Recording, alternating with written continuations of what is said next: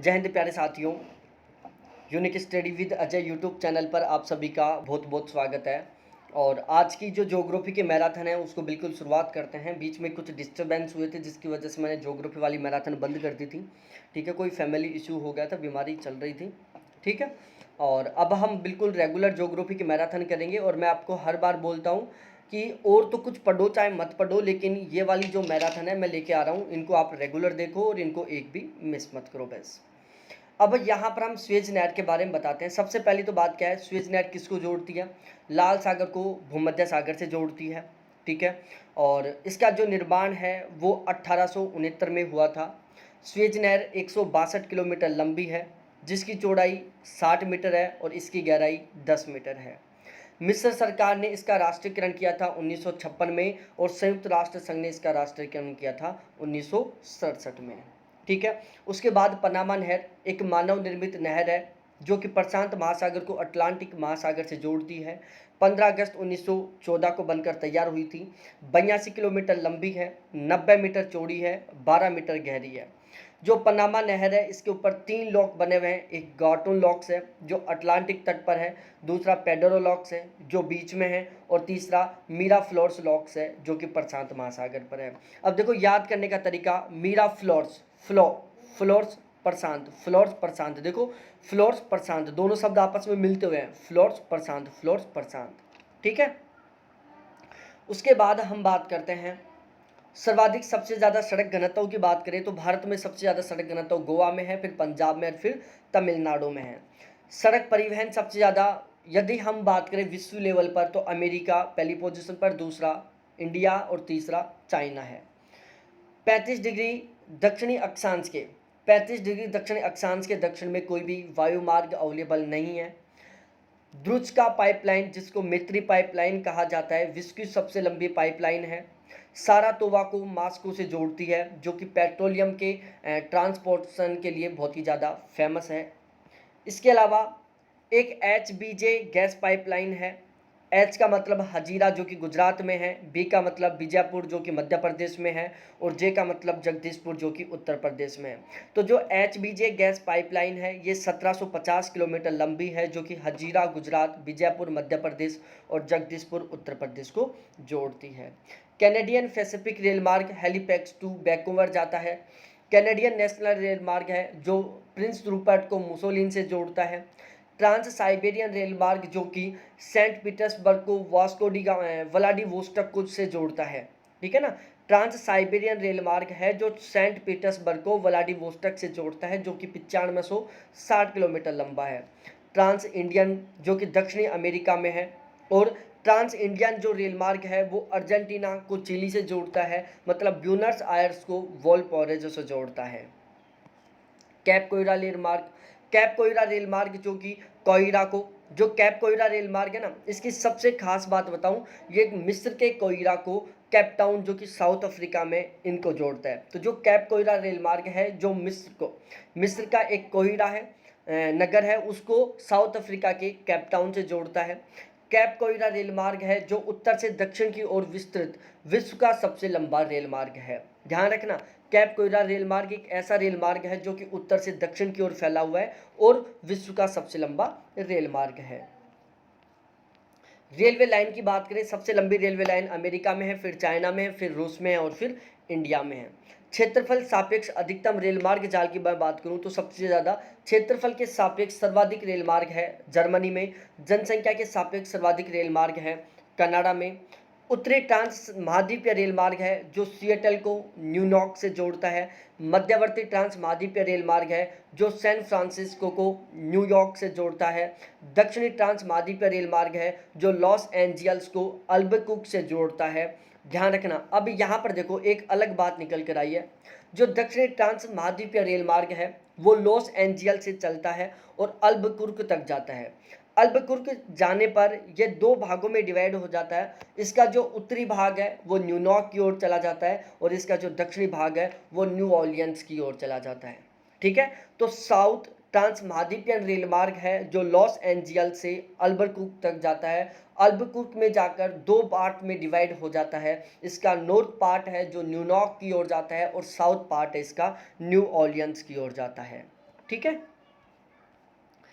परिपथ संयोजकता के बारे में बात करें, देखो परिपथ संयोजकता स्थान युग्मों के बीच में वैकल्पिक मार्ग विद्यमान होते हैं, ठीक है ना। जो परिपथ संयोजकता होती है उसमें वैकल्पिक मार्ग विद्यमान होते हैं। यह संयोजकता एक सीमाबद्ध मार्ग की तरह होती है।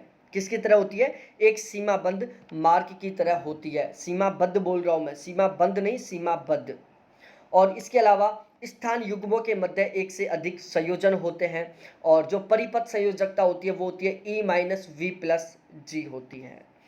समग्र परिवहन जाल की संयोजकता के मापने हेतु कॉन्स्की ने सूचकांक प्रस्तुत किए थे, ठीक है। समग्र परिवहन जाल की संयोजकता को मापने के लिए कोसंस्की ने सूचकांक प्रस्तुत किए थे, ये भी आपको अच्छे से याद रखना है। इसके अलावा जो साकित संयोजकता होती है, साकित संयोजकता ध्यान रखना, साकित संयोजकता है जो परिपथ संयोजकता से जस्ट अपोजिट होती है। आप परिपथ याद कर लो, सापेक्षिक जो साकित संयोजकता है उसको परिपथ से अपोजिट कर देना, चाहे आप परिपथ याद कर लो उससे अपोजिट साकित कर देना, दोनों एक दूसरे से उल्टी हैं, ठीक है। तो जो साकित संयोजकता है इसमें परिपथ नहीं होता और इसमें युग्मों के मध्य केवल एक ही संयोजन होता है, जैसे इस तरीके से। और इसका जो फॉर्मूला होता है वो होता है E बराबर वी माइनस जी। अब यहाँ पर मैं आपको देखो E, V और G की वैल्यू निकालना सिखा देता हूँ। G की वैल्यू यहाँ पर केवल एक है, ठीक है, ये एक यहाँ पर G की वैल्यू है, ठीक है, ये एक यहाँ पर G की वैल्यू है। V की वैल्यू 1 2 3 4 5 6 7 8, जितने पॉइंट हैं वो यहाँ पर क्या होंगे? V के वैल्यू होगी, ठीक है। और E की वैल्यू आप खुद निकाल लो। V जो टोटल 8 है उसमें से G जो टोटल 1 है घटा दोगे तो क्या बचेगा? 7 बचेगा, जो किसकी वैल्यू है? E की वैल्यू है। तो इस तरीके का क्वेश्चन आ जाता है। देखो किसी भी क्वेश्चन में यदि V की वैल्यू निकलवाता है ना, तो आप केवल एक फंडा ध्यान रखो कि जहां जहां पर पॉइंट बन रहे हैं ना वहां पर क्या होगा? V होगा। अब जैसे ही मैं ये बना दिया, ठीक है, सपोज डेट मैं ये बनाता हूं, ठीक है, मैंने ये बनाया सपोज डेट। अब इसमें मैं पूछ रहा हूं कि इसमें आप बताओ किसकी वैल्यू। यदि मैं इसमें पूछूं आपको V की वैल्यू, तो V की वैल्यू क्या होगी इसमें? 1 2 3 4 5 6 7 8 और 9 होगी, ठीक है ना। कितनी होंगी? 9 होंगी। अब यहां पर आप सोचोगे कि सर आपने क्या किया ये, और एक ये सॉरी 10 होगी, ठीक है। कितनी होंगी? 10 होंगी। कि जहां जहां पर पॉइंट दिखता है ना आपको वहां वहां V होगा, ठीक है ना। चाहे आप कितना भी बड़ा आरेख बना लो इस तरीके से, इसमें आप 2 ब्रांच निकाल दो, इसमें आप 5 ब्रांच निकाल दो, ठीक है, इसमें निकाल दो, इसमें निकाल दो। अब इसमें काउंट कर लो 1 2 3 4 5 6 7 8 9 10 11 12 13 14 15, ये क्या है? V की वैल्यू है। G की वैल्यू यहाँ पर 1 है, ठीक है। और इसके अलावा यदि हम बात करें E का वैल्यू, तो V माइनस से G घटा दो, वो E का वैल्यू बच जाएगा, ठीक है। इसके अलावा ध्यान रखना जो साकित होते हैं इसकी न्यूनतम संयोजकता होती है। और इस तरीके से भी देख सकते हैं आप, देखो इसमें 1 2 3 4 5 6, V की वैल्यू कितनी है? यहाँ पर 6 है। और G का वैल्यू क्या है? यहाँ पर 2 है। देखो G का वैल्यू क्या इंडिकेट करता है? एक कंप्लीट आरेख को इंडिकेट करता है। जैसे यहाँ पर क्या है? एक कंप्लीट आरेख ये है, ठीक है, एक ही है नहीं है। अब यदि मैं इसको इस तरीके से पूछूं आपसे, तो इसमें G की वैल्यू 1 2 3, ठीक है, V की वैल्यू 1 2 3 4 5 6 7 8 9 हो गई, ठीक है। इसके अलावा मैं आपको एक एग्जाम्पल और दे रहा हूं, ये मैं एक एग्जाम्पल बनाता हूं आपके लिए, आपको बताना है इसमें।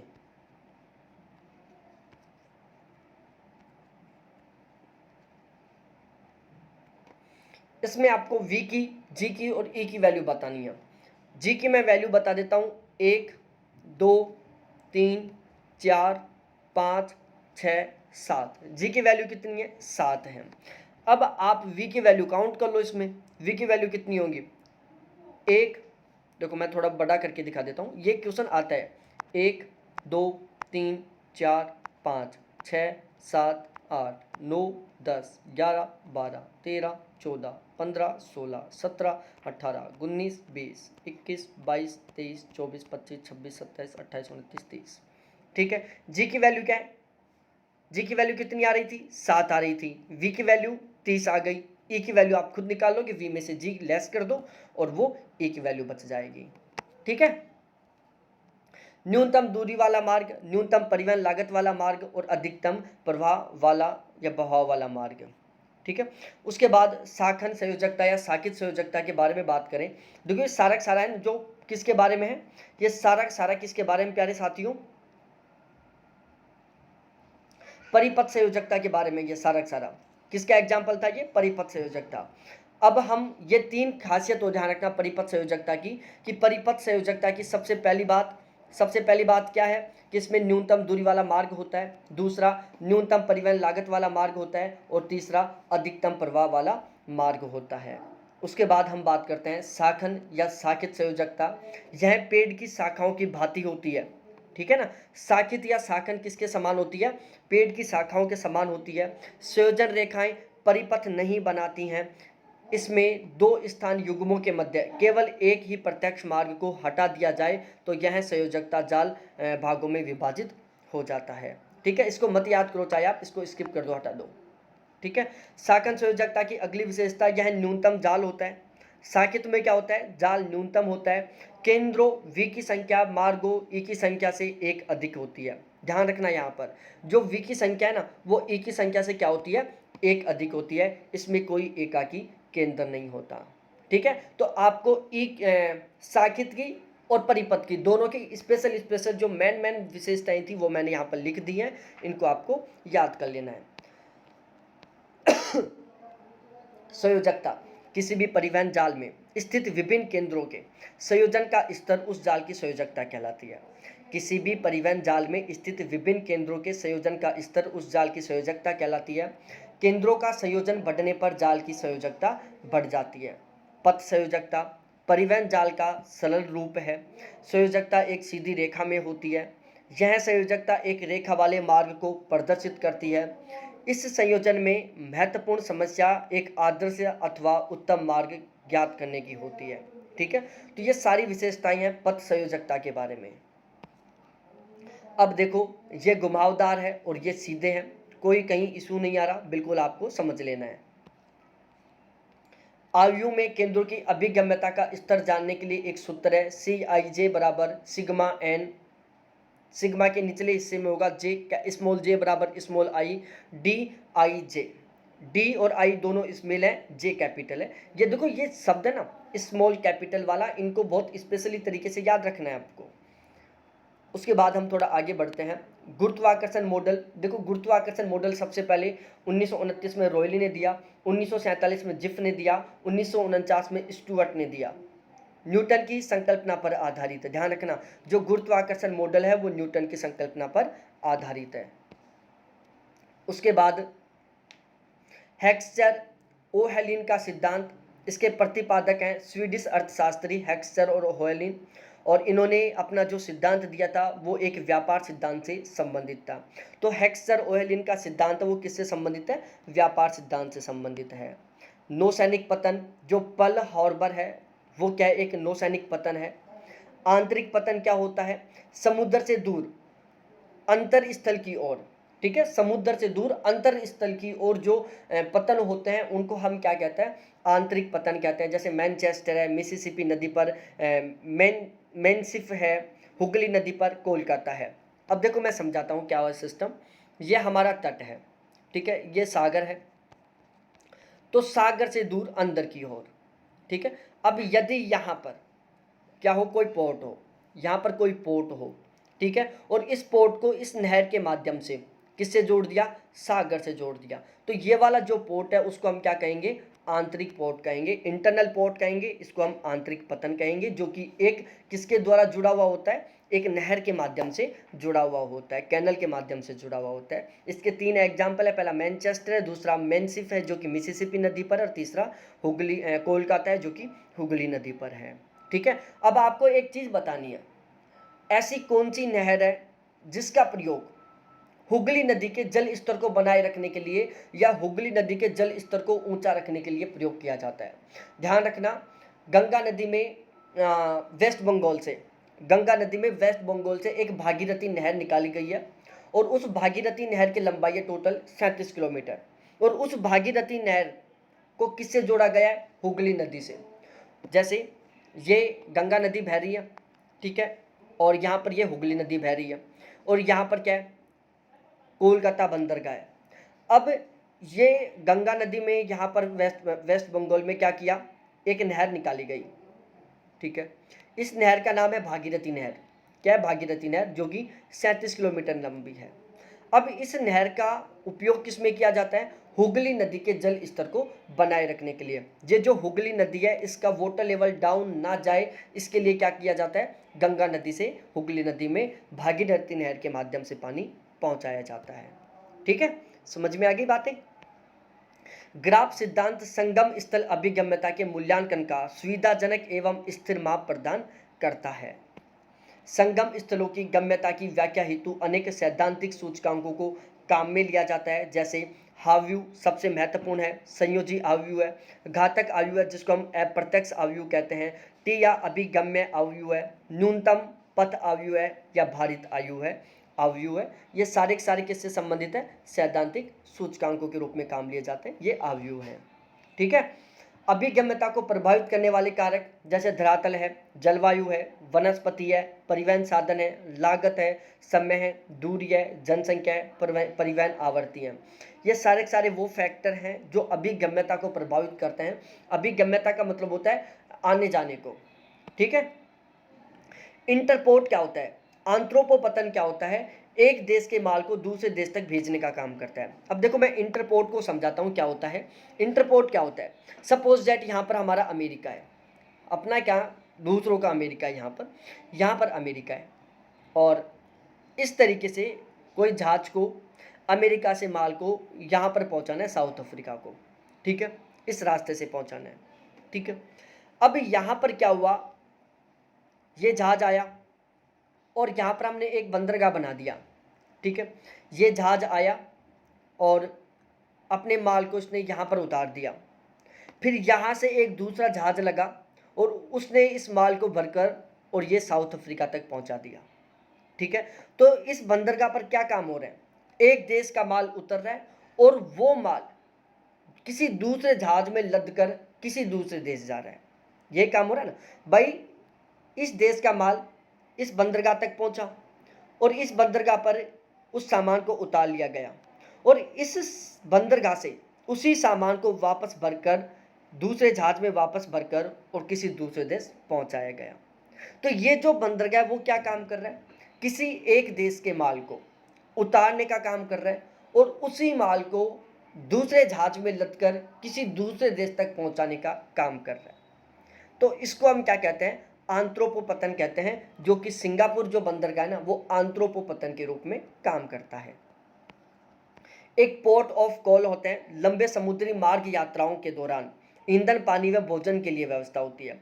जो पोर्ट ऑफ कॉल होते हैं ये क्या होते हैं भाई? बहुत लंबा रास्ता है। सपोज दैट यहाँ से कोई जहाज चला और इस तरीके से वो चलता हुआ यहाँ पर पहुँचा। ठीक है। और सपोज दैट 6 महीने का रास्ता था, तो भाई 6 महीने का खाने का पीने का सारा सामान एक साथ तो भर नहीं सकते। तो वो क्या करेंगे? बीच में ऐसे बंदरगाह बने हुए होते हैं जहाँ पर पीने के खाने का सामान मिलता है। तो ये क्या करते हैं? ये जहाज चल रहा है इस तरीके से, इस बंदरगाह पर रुका, खाने पीने का सामान भरा, फिर चल दिया, फिर यहाँ रुका, फिर खाने पीने का सामान भरा, फिर चल दिया और फिर यहाँ रुक गया। ठीक है। तो ये जो बंदरगाह है जहाँ पर कोई जहाज खाने पीने का सामान भर रहा है, ईंधन भर रहा है, ईंधन, खाने पीने का सामान और भी जो ज़रूरत के सामान जो ख़त्म होने वाले हैं उनको क्या कर रहा है? वो यूज कर रहा है, उनको वो भर रहा है, स्टोर कर रहा है। तो इनको बोलते हैं पोर्ट ऑफ कॉल। जैसे लंदन है, एक पोर्ट ऑफ कॉल के रूप में काम करता है। इसके अलावा टैंकर बंदरगाह होते हैं जहाँ पर टैंकर खाली करने का काम किया जाता है व टैंकर भरने का काम किया जाता है। ठीक है। टैंकर कैसा भी हो सकता है ऑयल के टैंकर हो सकता है पानी के टैंकर हो। ठीक है। जैसे मराकैब्रो है, मराकैब्रो एक बंदरगाह है जो एक टैंकर पोर्ट है जहाँ पर टैंकर खाली करने का व टैंकर भरने का काम किया जाता है। एक परिष्करणशाला है जहाँ पर ऑयल रिफाइनरी रहती हैं। ठीक है ना। परिष्करणशाला बंदरगाह कौन से होते हैं? जहाँ पर ऑयल रिफाइनरी होती हैं। जैसे आबादान में, आबादान बंदरगाह जो कि ईरान में, वहाँ पर क्या है? एक ऑयल रिफाइनरी है। तो जो आबादान बंदरगाह कैसा है? परिष्करणशाला वाला बंदरगाह है ये। ठीक है। और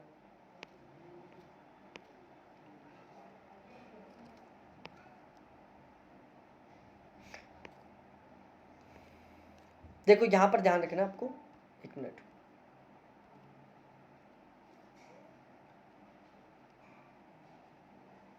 अभिगम्यता क्या होती है? किसी भी स्थान पर पहुंचने की सुलभता होती है ना, किसी भी स्थान पर पहुंचने की जो सुलभता है उसको अभिगम्यता कहा जाता है।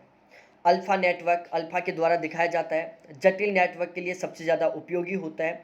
अल्फा बराबर E minus we plus 1/2v-5 इसका फॉर्मूला है, किसका? अल्फा नेटवर्क का। इसे 100 गुना कर प्रतिशत में ज्ञात किया जा सकता है। ठीक है, इसे 100 गुना में कर दो, इसको यदि आप मल्टीप्लाई में 100 कर दोगे ना तो फिर वैल्यू किस में आ जाएगी? प्रतिशत में आ जाएगी।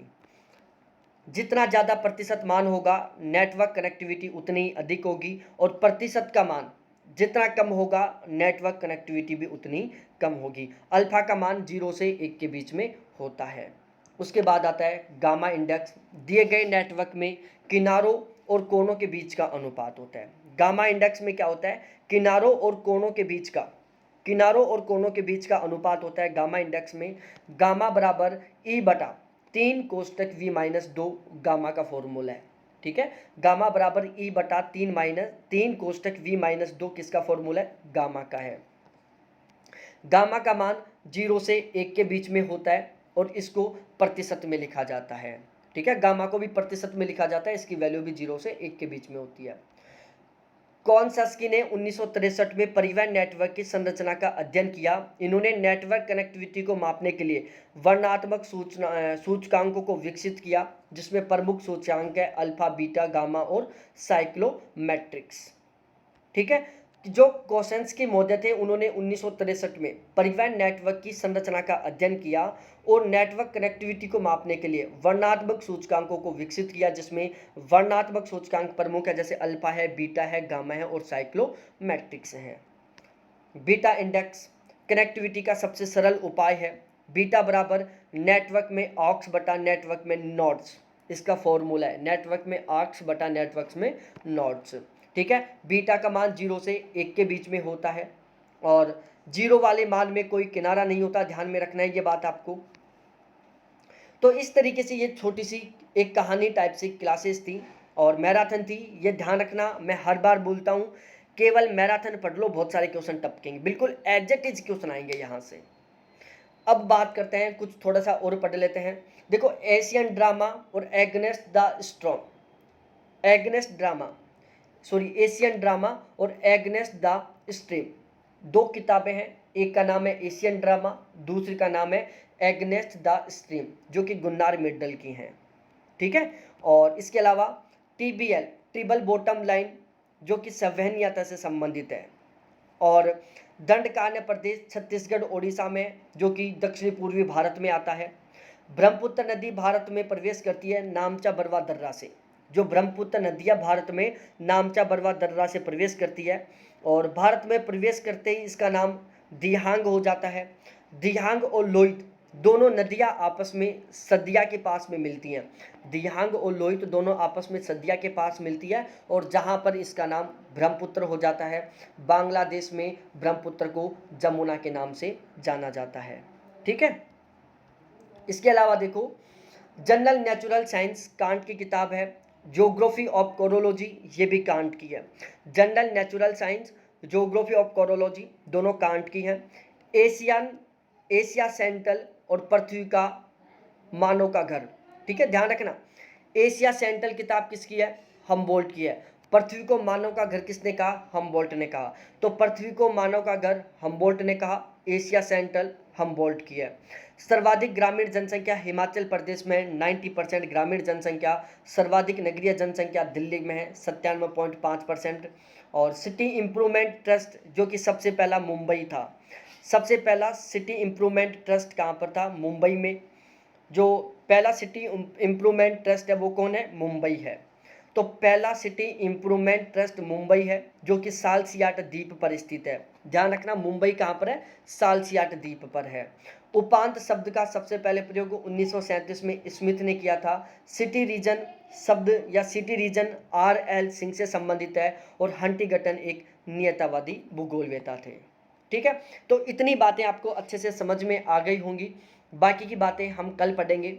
बाकी का जो क्रैश कोर्स है, बाकी की जो मैराथन है वो कल वाली क्लास में कंप्लीट करेंगे। बहुत बहुत धन्यवाद आपको देखने के लिए, थैंक्स भाई।